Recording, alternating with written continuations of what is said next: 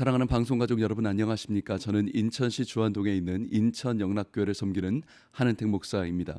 여러분 혹시 답정너라는 말을 아십니까? 젊은 사람들 사이에서 많이 쓰이는 단어이죠. 답정너. 이게 뭐냐면요. 어떤 상황에 대해서 답은 정해져 있어. 너는 대답만 하면 돼라는 말의 줄임말입니다. 아마 잘 이해가 안 가실 것 같은데요. 마치 이런 것입니다. 어떤 남자와 여자가 연인 관계로 혹은 부부 관계로 잘 지내고 있을 때 여자친구가 갑자기 이렇게 묻는 거예요. 자기야, 나 오늘 어때? 나 오늘 신경 써서 옷을 입었는데 어때? 나 예뻐? 라고 묻는 것입니다.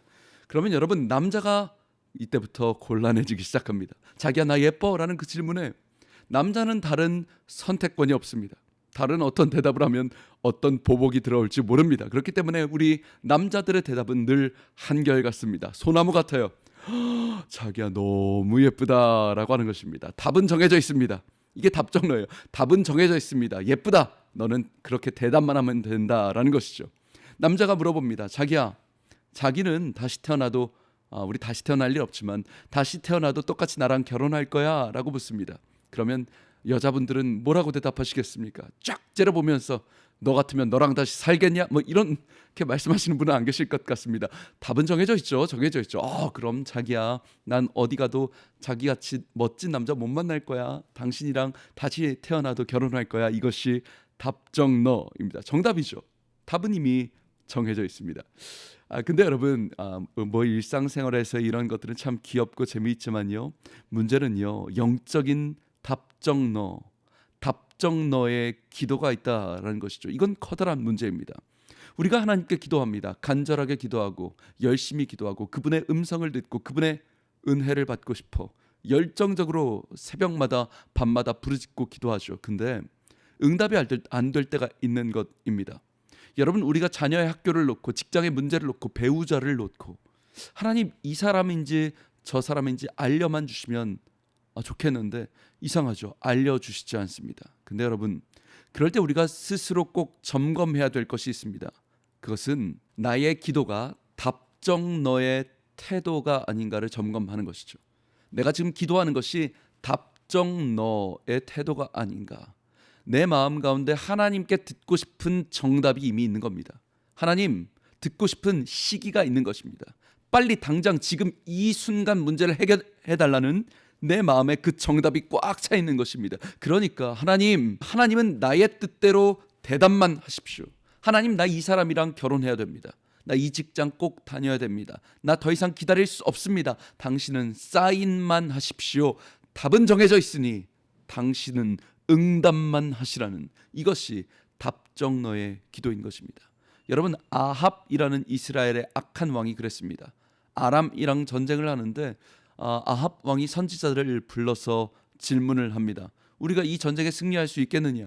여러분, 문제가 뭐냐면 아합이 진짜 하나님의 뜻을 물었는가? 아니요. 아합의 입장은요, 이미 답이 정해져 있었습니다.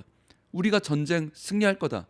전쟁 이길 것이다. 여호와께서 함께 하실 것이라는 그냥 축복된 말씀만 듣고 싶었던 것입니다.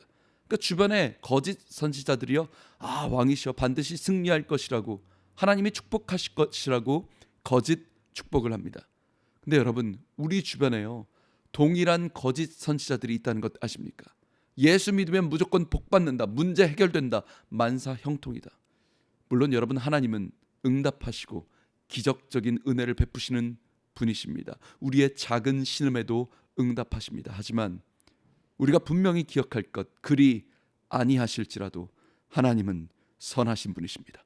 내 뜻대로, 내 계획대로, 내 시점대로 지금 당장 문제가 해결되지 않는다 할지라도 하나님은 여전히 선하시며 그분은 위대하시며 그분은 완전한 계획을 가지고 계십니다.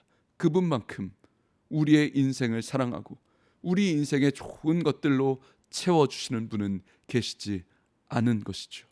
여러분, 제가 처음으로 인천이라는 땅을 밟게 됐을 때, 처음 담임 목회 사역을 왔을 때, 그때 당시 서울에서 이사를 오는데 인천에 참 많은 안 좋은 뉴스들이, 학교에 안 좋은 뉴스들이 많이 있었습니다.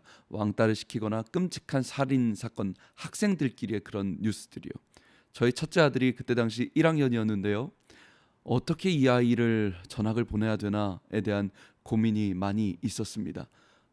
그래서 서울에 그냥 이 아이들은 냅두고 우리만 인천으로 올까라는 생각까지도 했습니다.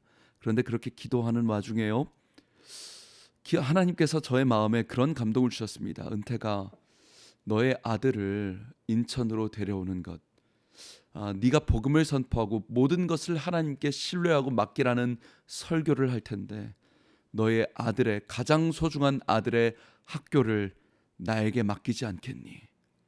너의 아들의 학교를 나에게 맡기지 않으면서 네가 어떻게 성도들에게 하나님을 신뢰하라, 하나님께 맡기라, 가장 소중한 것들을 하나님의 손에 올려놓으라, 하나님이 책임지실 것이라는 말을 네가 어떻게 담대하게 선포할 수 있겠니? 은태가, 너희 아들 내가 책임질 거니 그 아들을 인천으로 옮기라, 걱정하지 마라, 그런 마음을 주셨어요.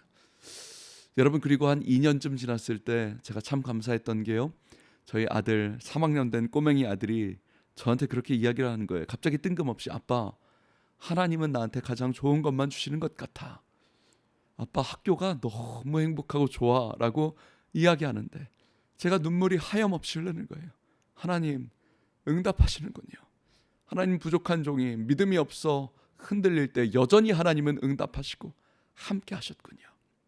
사랑하는 방송 가족 여러분, 오늘 우리가 이 말씀 앞에 정직하게 반응하기를 소망합니다. 하나님, 내 이 문제가 답정너의 기도가 아니라 그리 아니하실지라도 하나님은 선하시며 가장 좋은 것들로 인도하실 줄 믿습니다라는 우리의 신앙의 고백이 진리가 결론이 되는 놀라운 은혜가 있으시길 주님의 이름으로 축복합니다. 지금까지 저는 예배에 목숨 거는 교회 인천영락교회 한은택 목사였습니다. 감사합니다.